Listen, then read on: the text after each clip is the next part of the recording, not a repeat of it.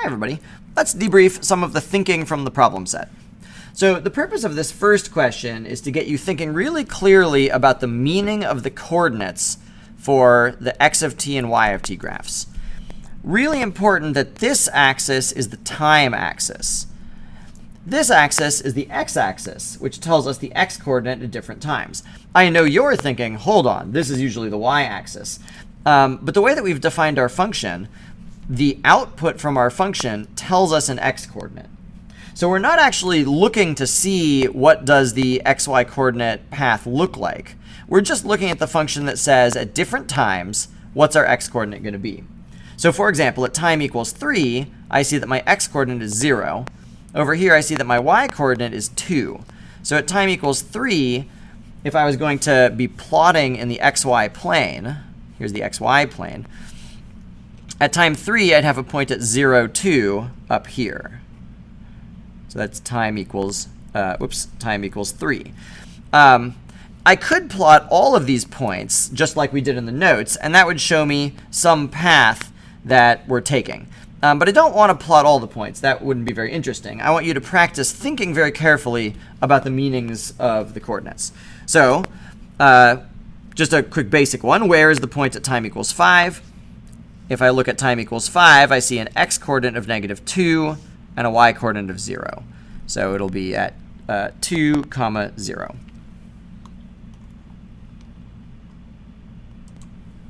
For what time intervals is the point moving to the left?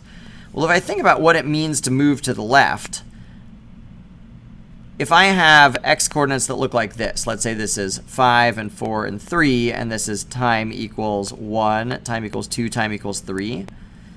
So if time is increasing and my x-coordinates are going down, that must mean I'm moving to the left. So let's look at the graph that tells me my x-coordinates. Time is increasing in this direction. So for example, I could say, here's x. So at time equals 6, I have an x-coordinate of 0. At time equals 7, the x-coordinate goes up to 1.5. And then at time equals 8, the x-coordinate goes up here to 2. So if I'm just imagining the movement of the x-coordinates, from time 6 to 8, my x-coordinates are increasing, which means the point must be moving to the right. So what that means is that if we see part of the graph, for example, this part where the x values are going down, that means the x values are decreasing. And decreasing x values must mean that we're moving to the left. So I see that happening in this interval between time equals 2 and time equals 5. The x values are going down like that. I see it also happening from 8 to 10 like that. So an answer to part B would be the two time intervals are when time is going between 2 and 5, and also when time is going from 8 to 10. Okay, but that's just moving left. What if I want to know when is it moving diagonally left and up? What does that mean? Again, let's imagine an xy plane. I could be moving straight left, I could be moving left and down, or I could be moving left and up. If I'm moving left and up, my x-coordinates must be decreasing at the same time that my y-coordinates are increasing. So I know the two intervals where my x-coordinates are decreasing. Where does this graph say that my y-coordinates are increasing? It looks like in this interval right here. Starting at time equals 6, going up to time equals 10, I see my y-coordinates are increasing. So what that means is that the interval from 8 to 10, the x-coordinates are decreasing, so I'm going left, and the y-coordinates are increasing, so I'm going up. And so that would correspond to a movement of going left and up. Not necessarily in a diagonal line straight like this, because the rate at which they're moving is different, but it would be more or less in a left-up direction. Okay, when does the path's point cross the y-axis? So here's the xy plane again. Remember, we could plot all these points and figure out what path does the point take. I want to know, when does it cross the y-axis? I have to think. So crossing the y-axis only happens when the x value is positive and switches to being negative. That would correspond to crossing in this direction. or if the x value is negative and becomes positive, would correspond to crossing in this direction. So I can determine that just by looking at the x coordinates. Up here is where x coordinates are positive. Down here are where x coordinates are negative. So every single time my x coordinates go across the axis here, that corresponds to them going from negative x values to positive x values, or positive x values to negative x values. So I see that happening at times 1, 3, 6, and you might think 10. If we really want to be technical about it, we're not really crossing the y-axis at 10 because our x values stop at 0. If they kept going, then we would have crossed into negative x values, and we really would have crossed the y-axis. So I don't actually count 10 as a crossing, but you might have put it because you recognize that you are touching the y-axis when time is 10. Okay, last one. If I was going to write a Cartesian equation for this path, what would the interval of x values be that lie in its domain? Well, this seems terrible. I don't want to think about what crazy shape this is. But here's what I'm thinking.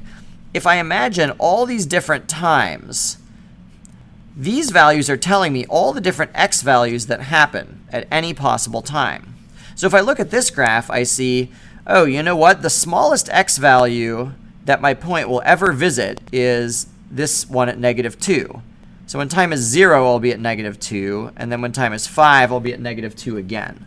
So if I'm imagining my xy plane, at time 0, I'll be at -2, and then at time 5, I'll be at -2 again. So I'm going to sort of head in this way and then sort of head back out that way.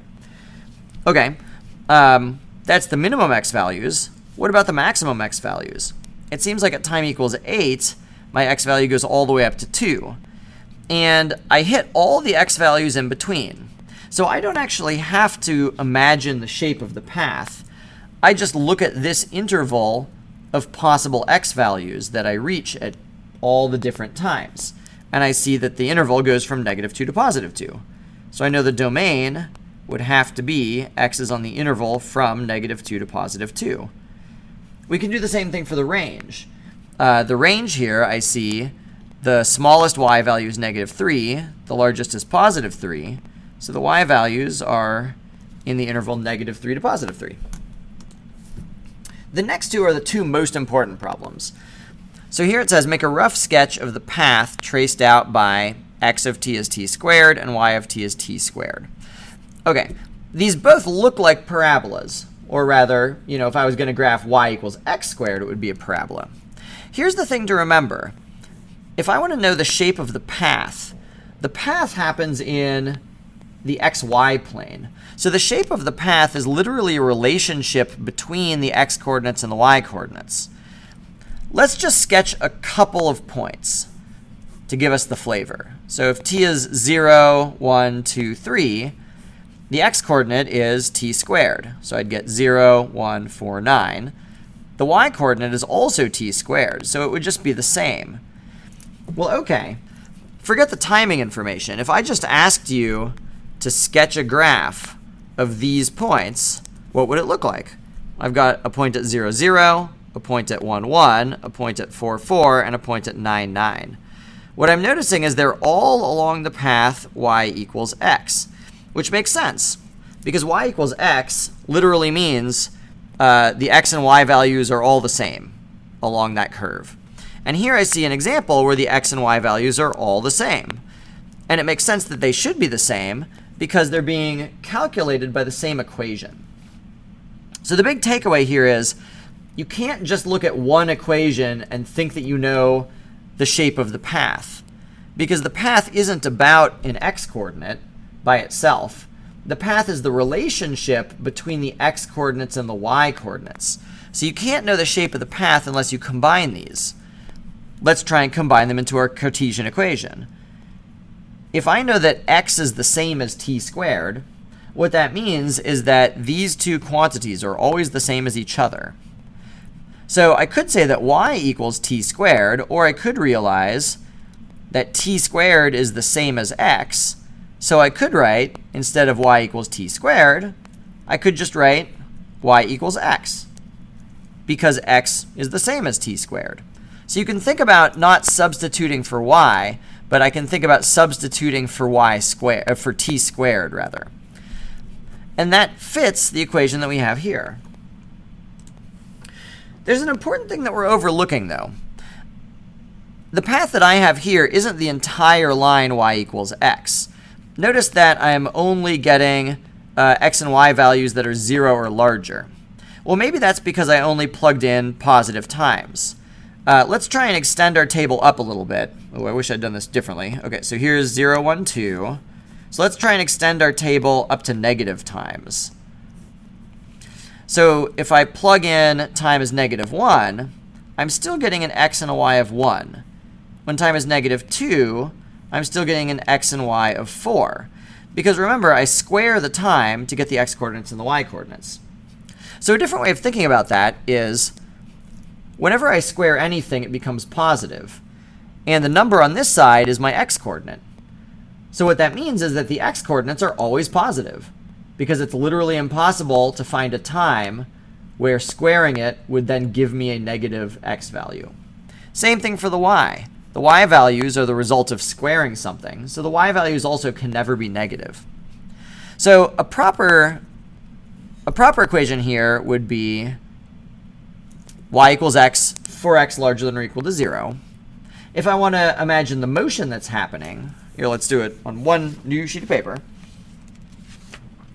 Let's start from t is -10, go to 0, and all the way up to 10 again. So we've got -10 to 0 to 10. When time is -10, my xy coordinates are 100, which is also what they are when time is +10. At 0, my xy coordinates are 0. So at time equals -10, I'm all the way out here at 100, 100. What happens as time goes forward? My xy coordinates are going to go closer and closer to 0, 0. So I'll be headed this direction. When time is 0, I hit the origin here. So this is time equals -10. And then, as time keeps going up, I turn around because my xy coordinates are going to start going up again. So time equals 0, I hit here, but now I'm going back in this same opposite direction until at time equals 10, I'm back out here. So the motion is doot, doot, doot, doot, doot, doot, bam, turn around, doot, doot, doot, doot, doot, and then I'm just going to keep heading out to infinity this direction. What about this problem? Here I've got that x is sine of t and y is twice the sine of t. So this might feel similar to the previous problem because in the previous problem, x and y were both the same equation. Here they're not the same equation, but let's stop for a minute and imagine that they were. Let's imagine a version of the problem where x is sine of t and y is also sine of t. You might pause it and try and imagine what's going to happen here. If I apply the same idea as last time, I could say y equals sine of t, but that's the same as x. So y is just equal to x. So I know if I was going to graph this on the xy plane, all the points are going to lie along this y equals x line. Well, okay, let's think about what part of the line. Because remember, in the last problem, we never got negative x or y coordinates. If you remember the sine function tells you the height. It tells you the height of the point on the unit circle at a particular angle. So the unit circle is just the circle that's radius 1. So the largest thing sine can ever be is 1 up here at an angle of 90 degrees. And the smallest thing sine can ever be is -1 down here at an angle of 270 degrees. So what that means is no matter what times I plug in, sine is going to be between -1 and +1. And that means that the x coordinates are going to be between -1 and +1. So what that tells me is I'm actually only ever going to be in this interval of the graph, between here and here. And I won't ever visit anywhere else. You can also imagine the motion. At time equals 0, you'll notice I'm using time as if it's an angle. So at time equals 0, it's like I'm at an angle of 0, and the sine is 0, because at an angle of 0, I'm not going up or down at all. So here's time of 0. As time increases and my angle's increasing, my y-coordinates are going up, up, up, up, up. Rather, the heights here are going to go up, up, up, up, up. And those heights are the same as my x-coordinate. So what that means is as time goes up, I'm headed this direction until I get to 1. Once my y-coordinate's at 1 here, I continue to rotate around the circle, and the heights are going to go back down to 0. So what that means is that these numbers are going back down to 0, and those are the x-coordinates. So the x-coordinates are also going to go back down to 0. So it's like my point has moved out here, it's paused, and it's turned around to go this direction. As you imagine the angle continuing to go around, the heights are going to go to -1 and back to 0 again, which corresponds to us going out this way and then back again. So the result is going to be a movement that oscillates back and forth along this diagonal line. Okay, let's go to the original problem. The original problem didn't say y was sine of t, it said y is twice sine of t. Well, all that means is that y equals 2 times the sine of t. That's the same thing as x. So all we've done is we've scaled the y-coordinates by 2. So instead of being shaped like this, our graph is going to be shaped like this. Here's 1 and -1. Here's 2 and -2. And we're going to get that same oscillating motion, but now the path is twice as steep. So what should you be taking away from all of this? I think there's a couple of things that we've learned. One thing that we've learned is if you're ever in doubt, you can always plug in some specific times and calculate specific x, y coordinates to help you think about what's happening. We've also learned that sometimes that might be more difficult. If you didn't remember your trig values, it might have been difficult to plug in different times and to solve for the signs. So another technique that's available to you is try to convert to a Cartesian equation. Try to isolate something that you can plug into the other equation. Well, here we're isolating sine t that we can plug into the other equation to get just a y equals something in terms of x. So sometimes plugging in values is going to be easier. Sometimes thinking in terms of a Cartesian equation is going to be easier.